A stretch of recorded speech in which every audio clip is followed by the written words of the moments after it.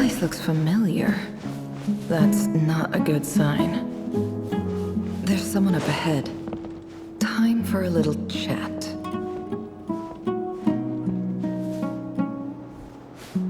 I wasn't expecting visitors at this hour. Wait, is that? Oh, it's him. There you are! Sinue's been looking for you all day. I think he has some news for you. Oh yeah? What were you doing just now, Uncle Retinue?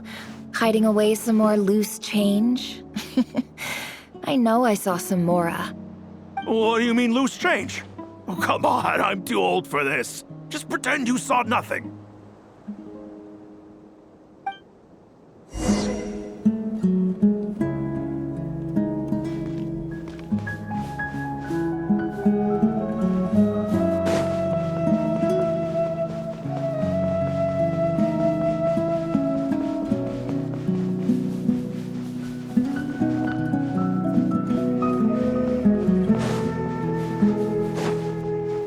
Hey, kid. Mind telling me what Sinuhe's been up to recently? I'm trying to get in his good books and I need a way in. Get in his good books? Why? What do you want with my dad, Uncle Apepe? I've written a new song. I was hoping to showcase it at the next festival, but I'll need his approval. A new song, huh? I'd love to stay and listen, but unfortunately, Uncle Retinue says my dad's looking for me. Well, there's plenty of time and I'm not going anywhere. See that pile of stones? I'll be sitting there warming up my vocal cords. Come find me when you're done. Pile of stones. Got it.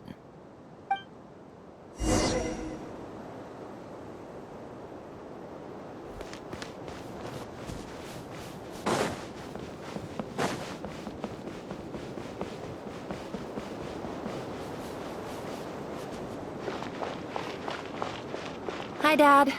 Uncle Retinue said you were looking for me. Ah, there's my little princess. If you'd gotten back just a little sooner, you could have shared the spoils of war with me. Spoils of war? Who were you fighting against, Dad? It was just a figure of speech. The aftermath of a sandstorm is no time to be waging war. I was talking about our war against thirst. I went out to fix our water supply problem, and now I'm back.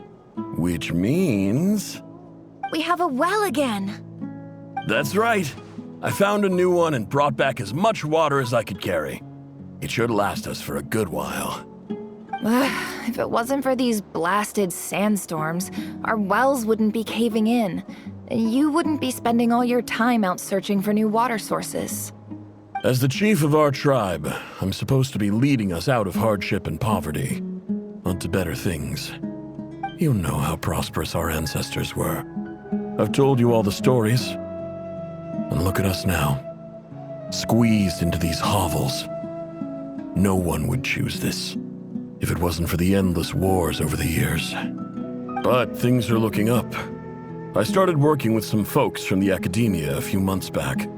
They gave me some contacts in return for my assistance in the desert.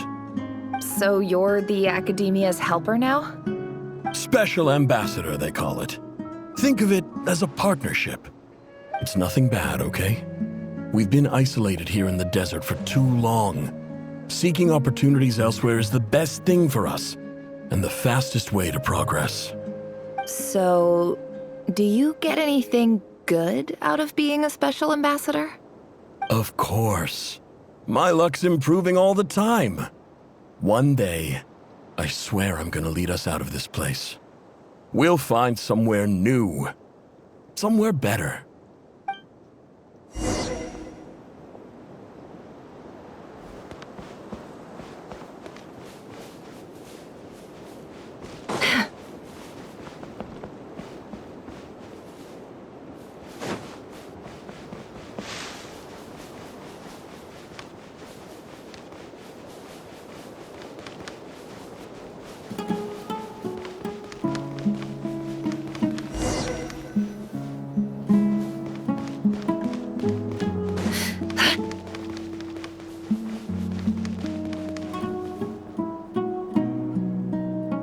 That's our well, and you know it. You stole from us. Well, you've gone from chief to thief, and now you have to face the consequences. Did you really think you could take our water without permission and get away with it? You're either brave, stupid, or both. And that Special Ambassador Act? Yeah, nice try! We spoke to the Academia. They said it was all news to them. You're a liar and a cheat!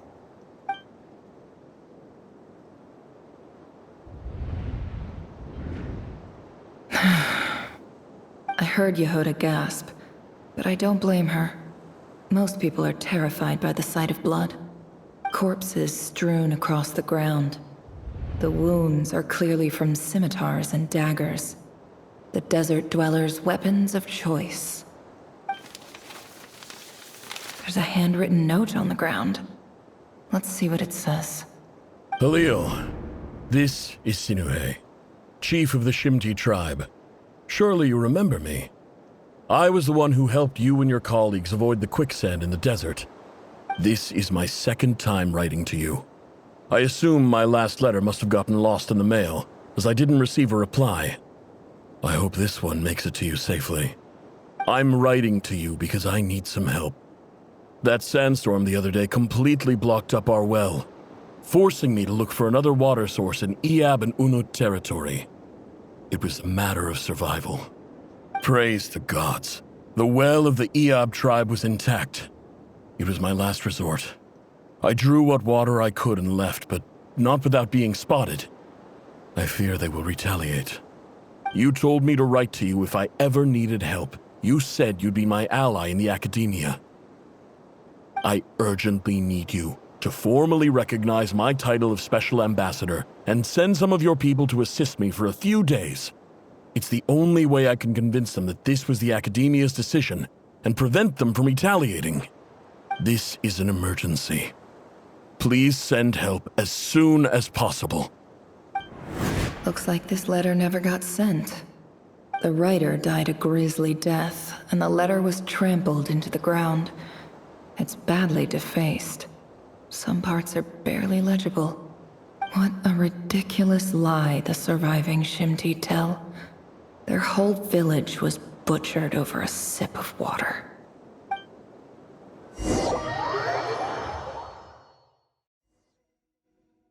Ah, officer. Welcome. Welcome to our humble village. I thought you would at least have the courtesy to provide some respectable libations. This is the finest wine Aru village has to offer. I promise.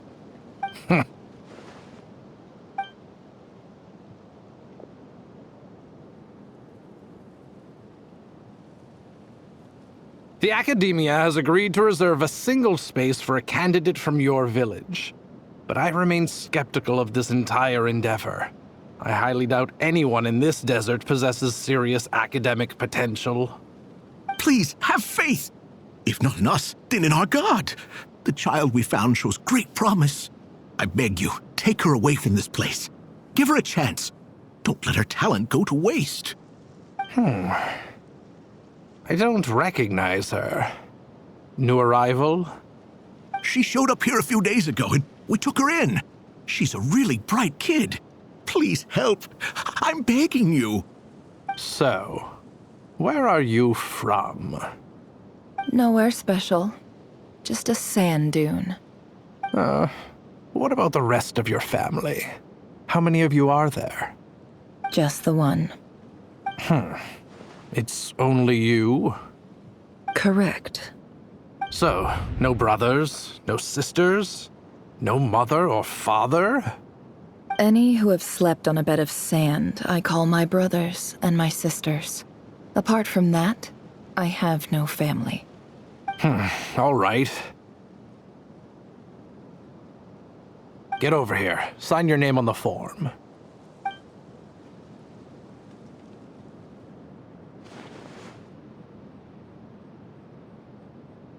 Never? You're rather fair-skinned for a desert dweller.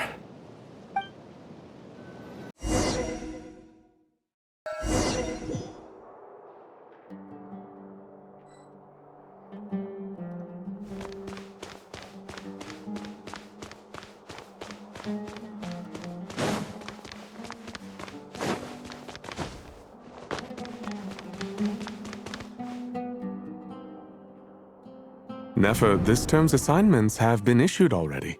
Please read through the materials thoroughly, conduct your own additional research, and then write an essay on the topic.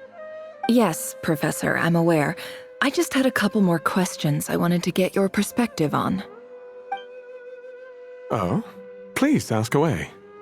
Well, I saw the other students' problem sheets, and I couldn't help but notice that my assignment is much easier than theirs. Do you really think I'm a weak student? A weak student? Goodness, no. Quite the opposite. You have a sharp mind, almost too sharp. I think what you're saying is, a weak student wouldn't have noticed the discrepancy. And if they did, they certainly wouldn't complain about the lighter workload. You see, sharp as they come. You see things the way they are, and I'm sure you know why they're like that. Because of where I come from. Because I'm different. I'm sorry, Nefer. I don't like it any more than you do. It's just...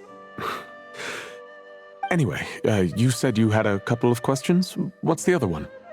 I wanted to check...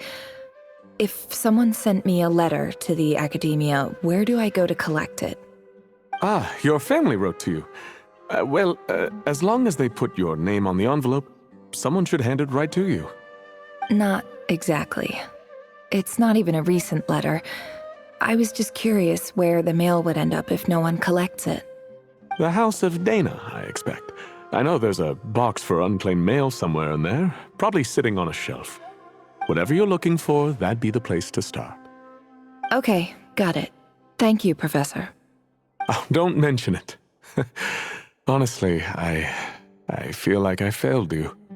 I'm supposed to be your teacher, but I haven't taught you anything. Hey, don't say that. You're a great teacher, and you do your best for all your students. But the rules are the rules. You're not allowed to teach students like me.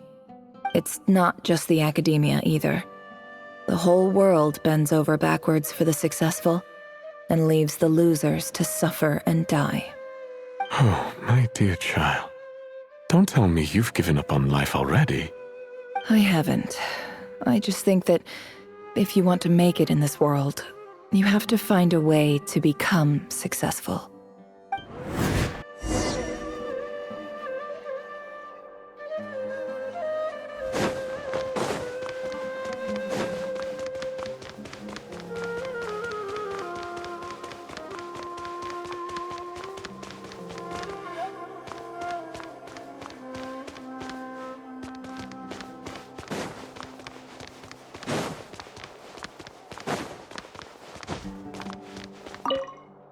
This must be it. A big cardboard box full of unclaimed mail. And probably some letters that ended up here by mistake, too. Let's take a look.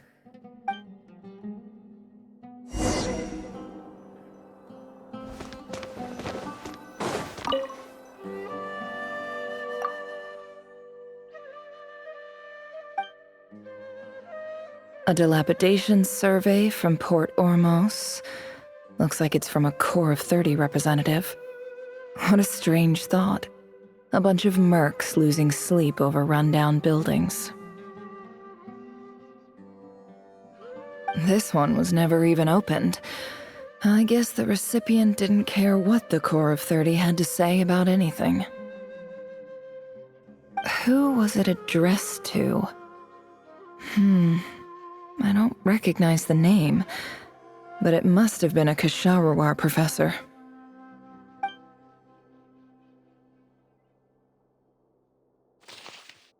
This one is addressed to the Immorta Sage. The title is Changes Observed in Satyavada Life Symptoms. Why do all these letters read like full-blown dissertations?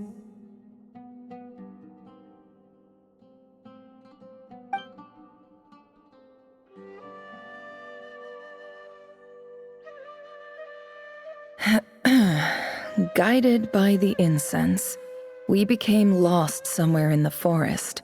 All the barriers between levels of consciousness disappeared as our minds soared around in circles, looking for a branch to seek refuge on. In clinical terms, these symptoms fit the description of incense poisoning. The Amurta Darshan strictly prohibits the use of hallucinogenic substances, but I believe there are still people getting away with it. For example, my neighbor who always breaks out into song and dance after using incense. This seems like something the academia would want to know about. Why wasn't it collected? Wait, what's this written on the back? It's so small. The note says, "The sender authored this letter while under the influence of mushrooms. I would send it back, but no return address was provided. Stamped by the Grand Conservator of the House of Dana."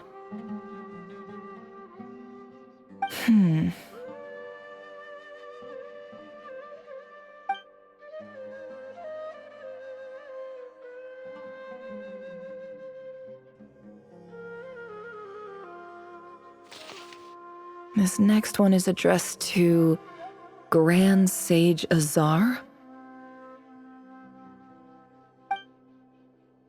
A few words of protest regarding recent changes in Sumeru's educational policy. In recent years, the academia has taken on a small number of students from the desert region, as per the policy to this effect. However, it appears to me that these students have not, in fact, been provided with educational opportunities that are, in any meaningful sense, equal to those enjoyed by their peers. As well as receiving dumbed-down assignments and perfunctory tutoring, they do not even have full access to the Akasha system.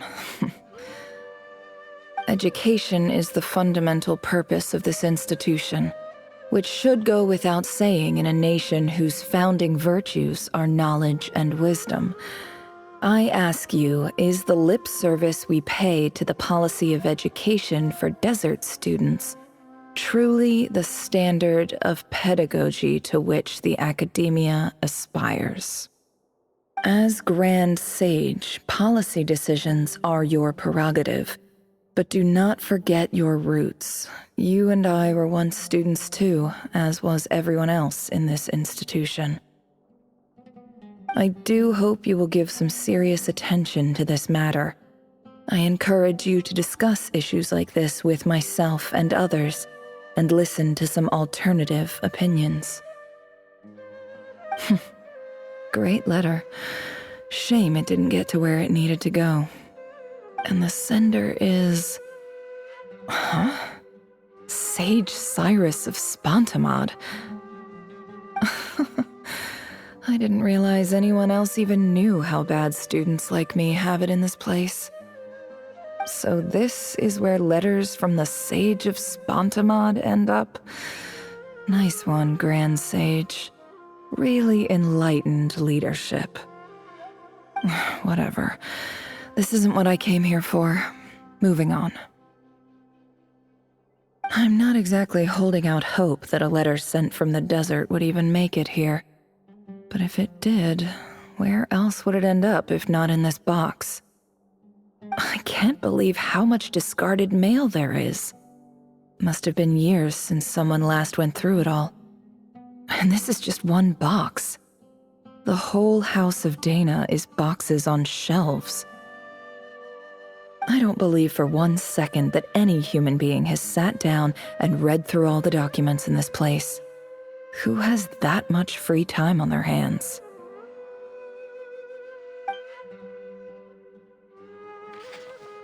Wait, could this be it?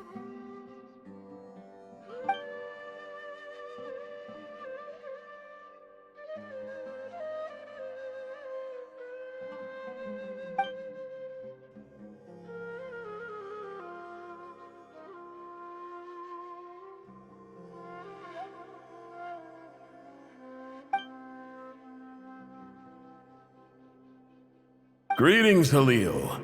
My name is Sinuhe, chief of the Shimti tribe. I was the one who came to you and your colleague's aid when you ran into trouble in the Great Red Sand. I don't know how well you remember it now, but I brought you to safety and gave you some water and other supplies. You seemed very pleased and told me your name. In my tribe, learning a person's true name is serious business, and I therefore see you all as friends. You were kind enough to leave your contact details so we could stay in touch. The Shimti tribe lives a harsh, nomadic existence in the desert. You were sympathetic towards my plight, promising to make me a special ambassador of the academia and help us find a way to make a better living. This brings me to my reason for writing. Our tribe has fallen on particularly hard times, and I would like to ask for your assistance. There was a terrible sandstorm a few days ago, which blocked up the well in our land. To ensure my people's survival, I had no choice but to venture into Iyab and Unut territory in search of an alternate water source. The Iyab and Unut are descended from the Thamudians, while we trace our ancestry to Tulatala. We worship the Lord of Flowers and have had relatively good relations with our fellow tribes up until now. I found a well belonging to the Iyab tribe. They declined to help us, but I really had no other option, so I took some water to keep me and my tribe alive. My actions are certain to incur their wrath. When we met, you assured me that you would be my ally in the academia. I would like to take you up on that offer, because I really need your help. I wonder if you could send an academia representative to meet with me. That aside, the last time you were here, you mentioned that the academia had started accepting students from the desert, and I told you a little about my daughter, Nefer. We have next to no resources here in the desert, and my power and influence are limited. Would you consider enrolling my daughter at the academia? She is a smart girl. I know she won't disappoint you. From the outset, the academia never took you seriously. Those things they promised were just empty words. I doubt they even remember the name Sinuhe. And you were so emphatic that your luck had finally changed for the better. You swore you'd lead us to a better place one day. You spoke with such conviction, like you were the most powerful chief in the whole desert. You liar. You lied about everything. You promised the world and delivered on none of it. And who fell for it? Just me, by the looks of it. Despite your best efforts. Which makes you a pathetic liar. You weren't even any good at it. I think I'll take over from here. Let me show you how it's done.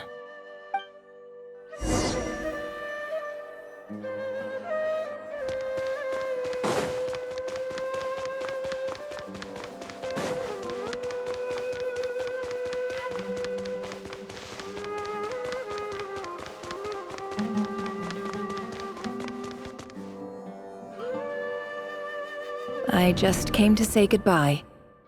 Thanks for everything you've done for me in my time here. Nefer? You packed your bags. Where are you going? I'm quitting. Something's come up in my hometown.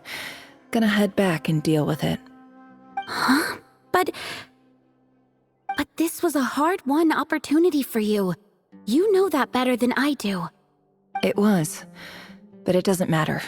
I have more important things to deal with, and they can't wait. Oh, and I didn't want to overfill my bags, so I left some incense on your desk.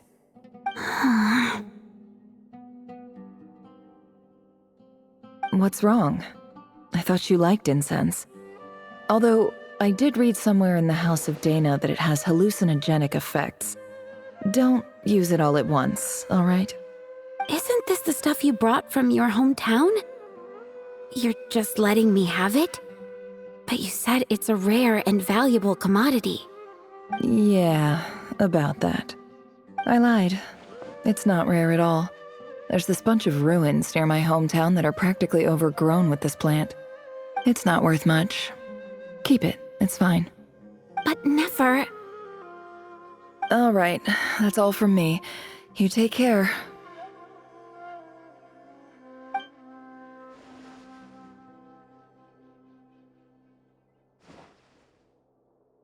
Don't forget me, okay?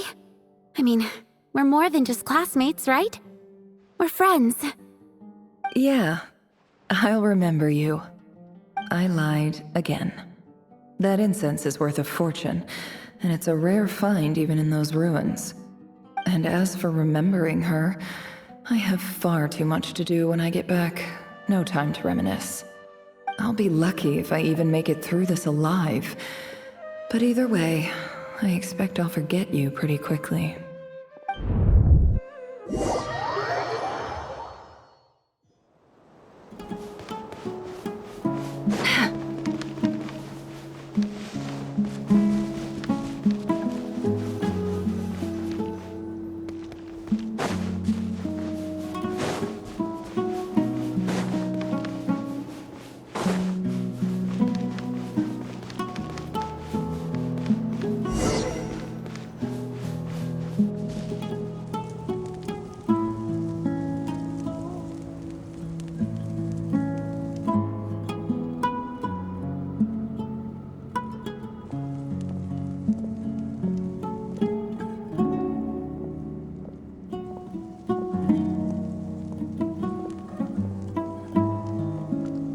It's a pleasure to meet you, Mr. Arif.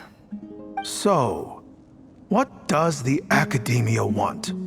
Since they've sent their special ambassador, I assume there's a big business deal to be made. If not, I'd be very disappointed. Please, sir, lower your blade. You're lucky I'm the one they sent. Not all special ambassadors share my admiration for the Eab people. The ever-shifting balance of power in the desert reduced the once great civilizations of this region to rubble and sand. But the story of the Eab has a very different trajectory. Others grew weak, but you grew strong, beginning in obscurity and moving to prosperity. You're the only ones who defied the trend. Huh. So, you do know who you're dealing with? This well is the perfect symbol of your strength, is it not? It used to belong to the Unut, but it looks like you have control over it now. You're not wrong. But I'm sure you didn't come all this way just to flatter us. Of course not. I came to bring you some very good news. Some information that recently came to light, which might just be your ticket to freedom. Records uncovered by the Vahumana Darshan show that a certain well currently under Eab control is built on top of some ancient ruins. These ruins are of great archaeological interest to the Academia. I checked the map carefully on my way over here, and I'm confident that this is the well in question. The Academia is offering 50 million mora in return for excavation rights. 50 million? No, wait. If these ruins are as important as you say, 50 million's a little low, don't you think? Don't get greedy, Eab. We know far more than you think. We know that you seized this well by force. Wasn't that the first step in your rise to power? To drive away the Unut and steal their water supply? So what if it was?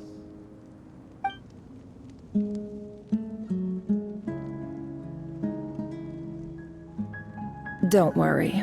As unscrupulous as it was, it's something we're willing to overlook. the Academia is only interested in dealing with the de facto power holders in the region. I hope I am making myself clear. And I hope your words are the truth.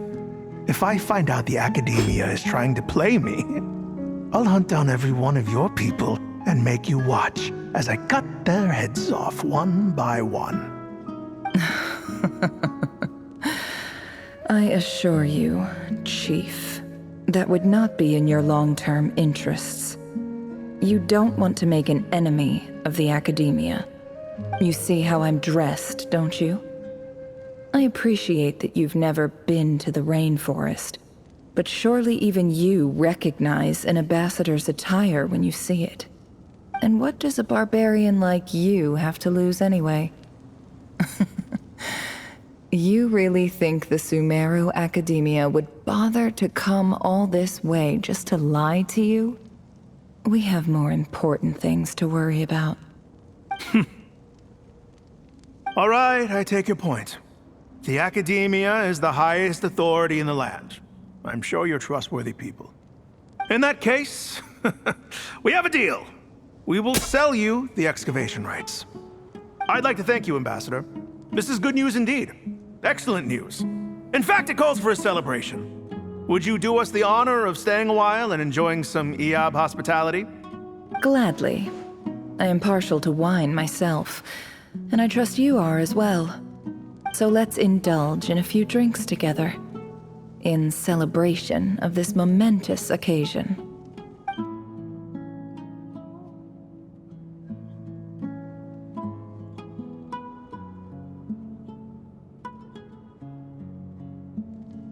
Chief!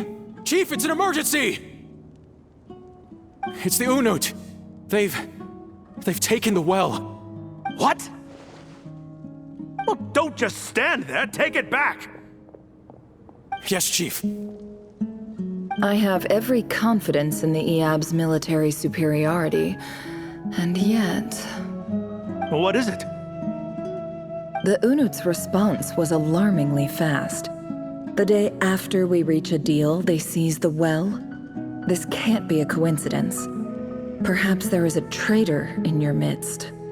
I don't think so. I am obliged to remind you, Chief, that the Academia will only deal with the de facto power holders.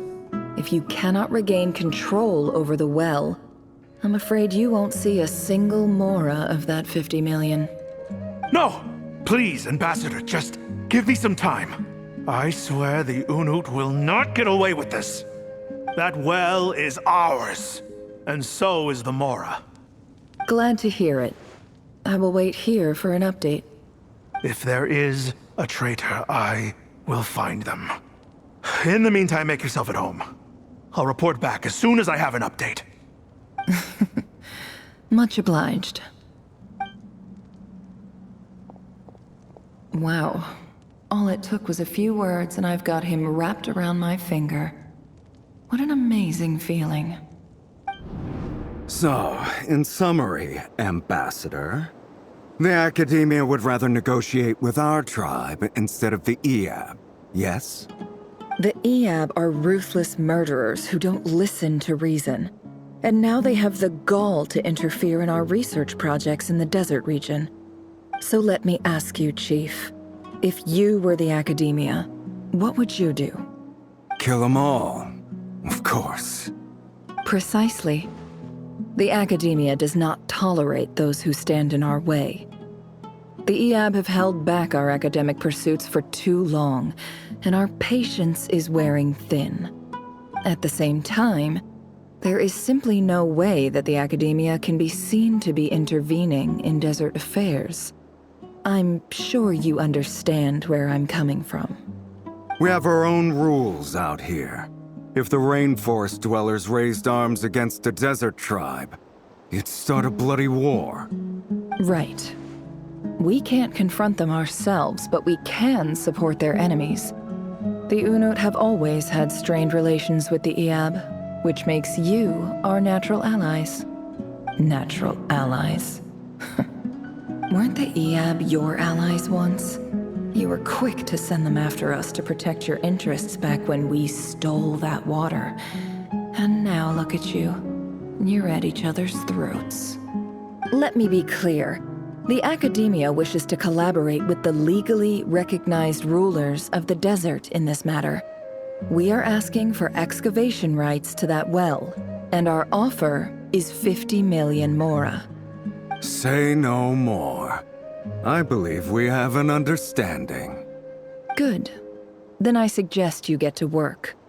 Get us access to that well, and the mora's yours. You see, Dad? Lying is easy when you know how. People will believe anything.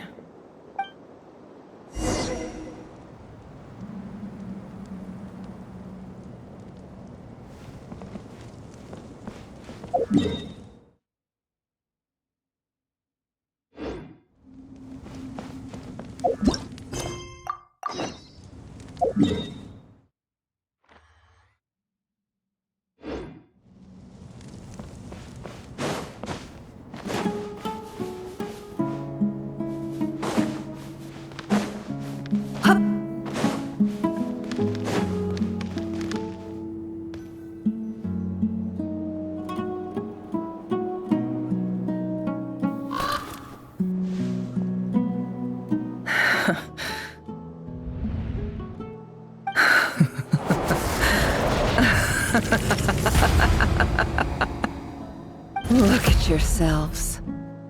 You may be vile, savage monsters, but your butchered bodies bleed like any others. You're no different. You're nothing special at all. The monsters who destroyed my home, they're just ordinary, petty human beings. What a joke. I think we're even now. Maybe I've even done the desert a favor. It's a better place without all these people around. Oh, Sinuhe, my gullible fool of a father. Perhaps if you'd been as ruthless as I was today, our tribespeople would still be alive. In this dog-eat-dog world, a chief needs to be tough to survive. But you couldn't do what had to be done. So I did it for you. Nefer, it's okay. All of this is in the past now. I believe I remember you promising to remain silent. Yeah, but even so. Yehoda, is there anything you can do to ease the tension?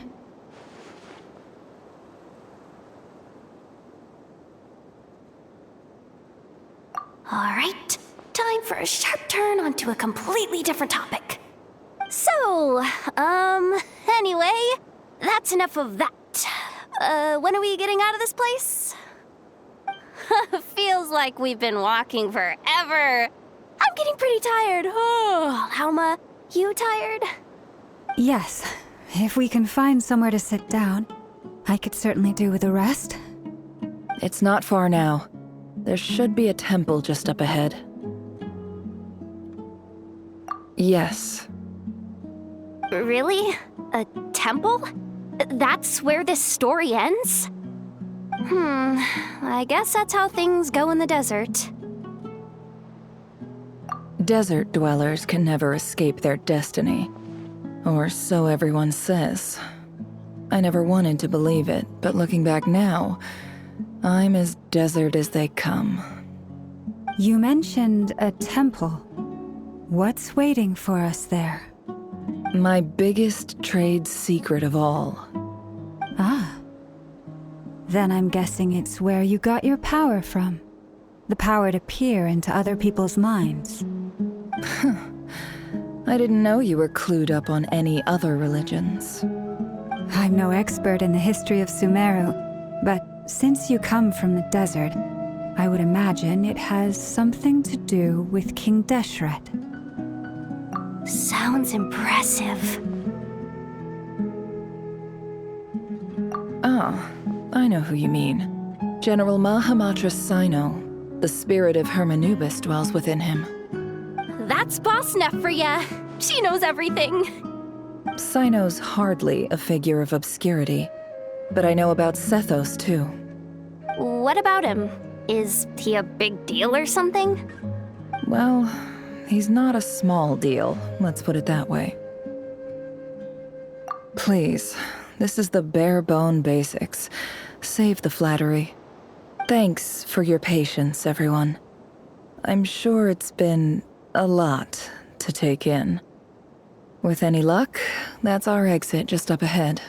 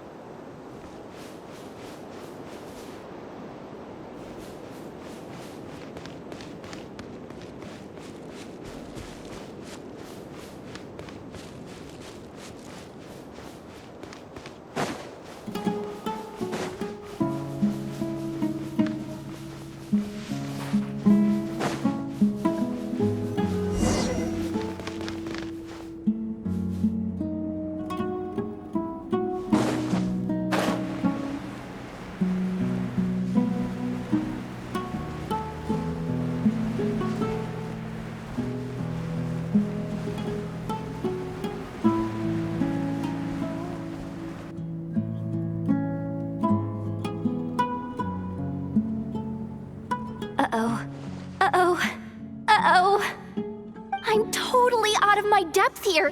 I don't have anything to add about any of this stuff. Like, look at that statue, for instance. I want to do the whole name-dropping, this girl knows her stuff thing too, but I've never seen anything like it before. A statue with the head of a bird. That's Thoth, the Ibis King, one of the 7 pillars of King Deshret. The legends say that he, the Crocodile King, and the Goat King were the 3 retainers of King Deshret. Let's take a look.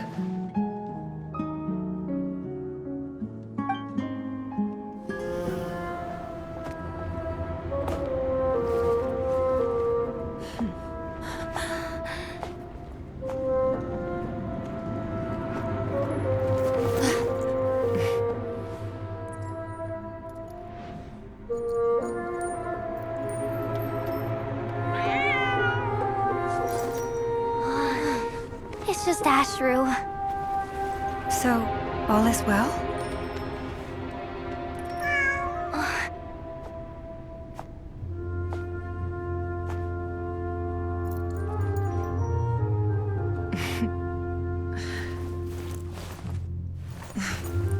Typically speaking, at this point, the world disintegrates. Then we find ourselves back in the outside world. Besides, these are my memories. There's nothing to fear. You're sure? Of course. It's almost over.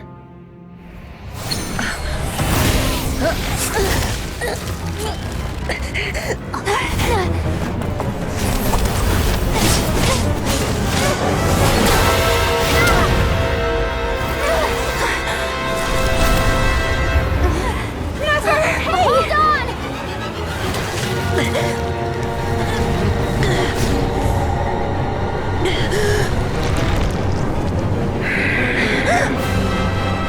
Knowing too much is always a death sentence. Speak for yourself.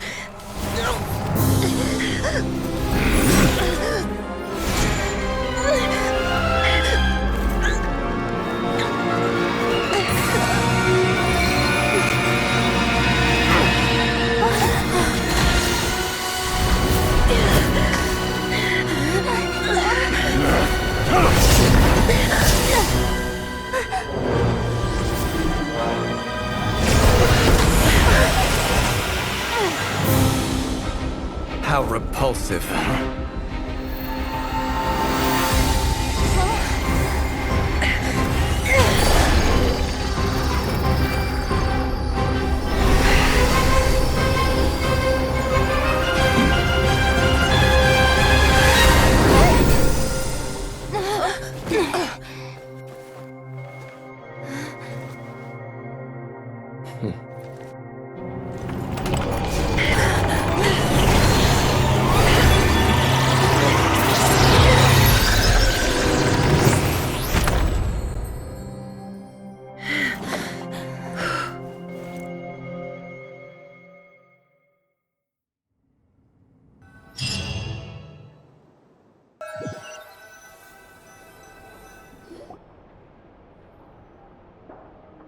timed that pretty well, didn't I? It's okay. I'm just glad no one was hurt. Paimon noticed you doing something too, Dainsleif. Were you helping get them out? Of course. When I asked Nefer to conduct this investigation, I was not naive to the dangers involved. I had a duty to ensure your safety. Good to know your sense of justice is still intact after all these years. I take that to mean that you saw the truth. That comes as a great relief. I certainly did. And thanks to your help, I also managed to trap Rerir inside the chess set. Whoa, really? How'd you manage that? Well, to be honest, I sensed that something was wrong long before we made it to the temple. By using this fragment to probe into Rerir's past, well, the monster formerly known as Rerir, it seems I alerted him. I was tracking him, then he caught on and started tracking me too. Can't say I'm surprised. But how did he track you through your thoughts alone? That shouldn't be possible. Rerir was a secret agent who reported directly to the Vinster King. He is an expert at finding a trail and hunting down his pursuers. No wonder. He infiltrated the chess set, read my thoughts, and built a new virtual chess set inside of it. That's why we weren't able to leave at first. Speaking of your chess set, it's quite a remarkable item. Would I be right in thinking you have some connection to King Deshret? You overestimate me. I only have a connection with one of his underlings, the Ibis King. You all saw how this came to be. A long time ago, the Iab massacred my tribe, the Shimti, in our home village. A few years later, I enrolled in the academia, where some new information came to light. The Unut and the Iab fought a bitter battle over the rights to a well, all for the sake of a non-existent 50 million mora.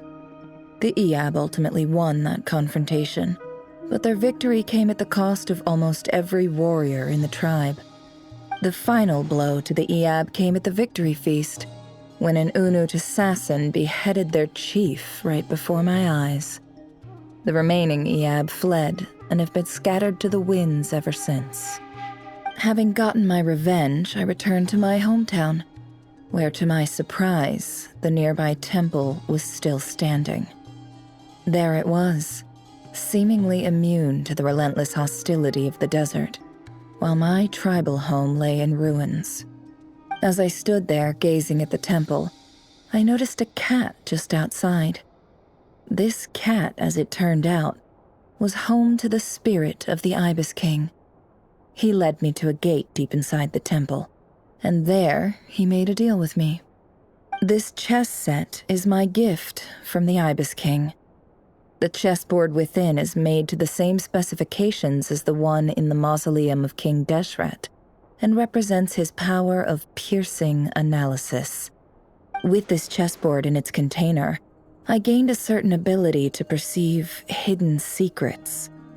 Now, you could conclude that the Ibis King simply wanted to give the people of this world the power to seek the truth, but I don't believe that's the full story. Every god plays favorites.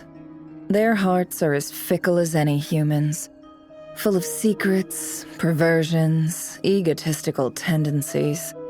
But precious few gods are willing to admit this. It is the same with all powerful forces, including fate itself. Their gaze falls preferentially upon a select few. As you rightly point out, this is an act of favoritism. If you're alluding to the Abyss, then yes, I agree. Gather the others. It's time to share everything I've learned.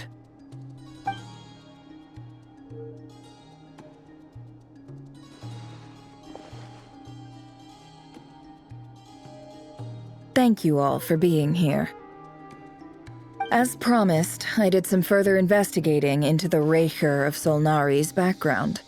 I am pleased to report that the investigation has been most fruitful indeed. The Raker of Solnari, real name Rerir, was once a Conrian subject who served the Vinster King. I will now share the important details of his story. Please save any questions or comments for the end.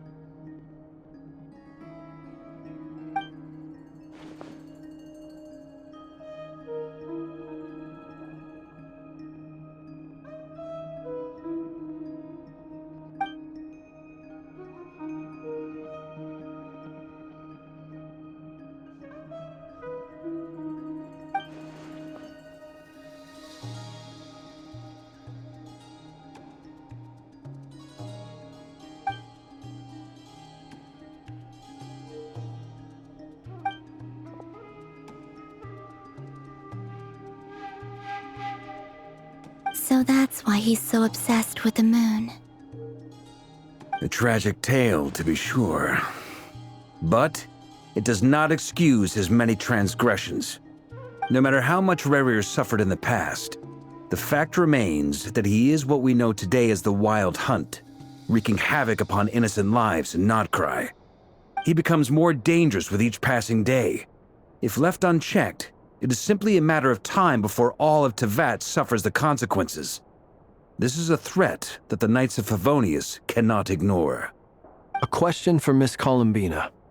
Forgive me if this is presumptuous, but have you ever seen the spatial gateway that appeared in Rerir's memory? Never. But I have heard stories of something called the Moon Gate, and this seems to fit the description. Miss Lauma, any thoughts on this? In the lore of the Frost Moon Scions, the moon is believed to hold many secrets. Some sources speak of ancient knowledge, others of a gateway to the unknown. The term Moon Gate is one I have heard before, but as is the case with all of our legends, there are no records of any first-hand witnesses. We cannot know whether it truly exists. Then back to Miss Columbina. As a moon goddess yourself, do you have some idea of where the Moon Gate leads to? Not at this stage, sorry. I do hold the power of the Frost Moon, and my strength is recovering well. I can sense that the gate would open at my command, but... But there's more to the power of the Frost Moon than that? Yes. A moon goddess has the right to open the Moon Gate, since it is a path to the moon. But as never mentioned, holding open a spatial gateway takes a huge amount of power. And right now, I need to conserve my energy to fight the Rayhir of Solnari. I'm afraid this is one mystery we may have to leave unsolved for now. I agree. Better to save your strength. But if you'll humor me for a moment, I have a bold conjecture of my own regarding the world beyond the gateway. I highly suspect that neither Tholindis nor Rerir made it through unscathed. The evidence pointing to this is the fact that the Rayhir of Solnari exists in the form of countless fragments. With the abyssal power he wields, no ordinary foe can touch him, let alone tear him to shreds. And yet, the Wild Hunt proliferates wherever his scattered fragments lie, drawing hordes of monsters to many different locations across the land.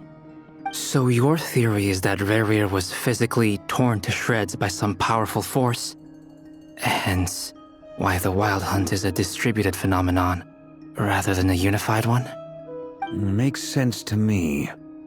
Explains why the Wild Hunt is so pervasive, and why he's been trying to piece himself back together.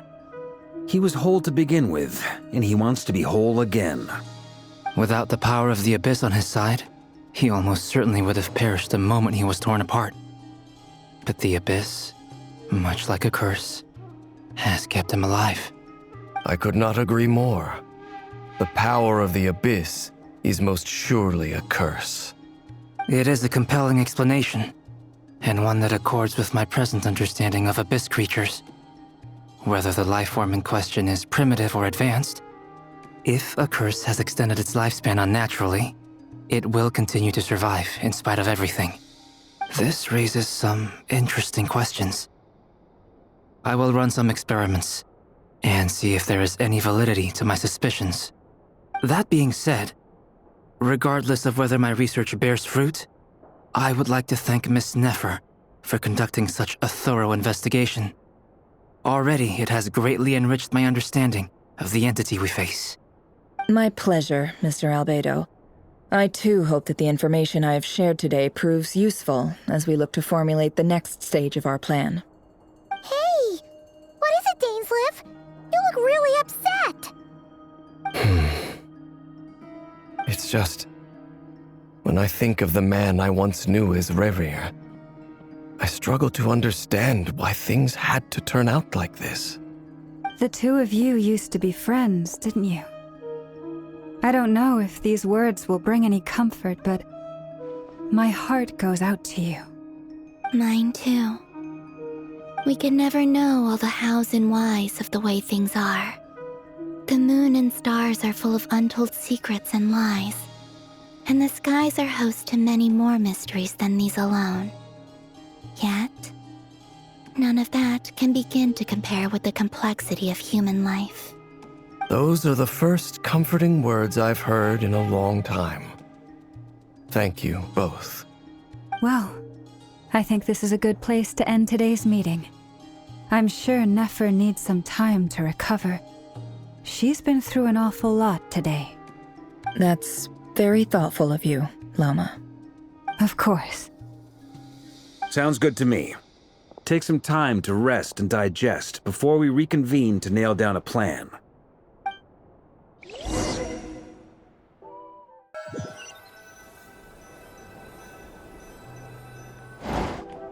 Hey, is this a bad time? Hope I didn't kill the conversation. Nice room. Oh, I'm not coming in, though. Why not? It's just a hotel room. If it's all the same, I'll just stay out here. I might not look the part, but I'm technically a knight. Barging into people's private quarters isn't the kind of thing we do.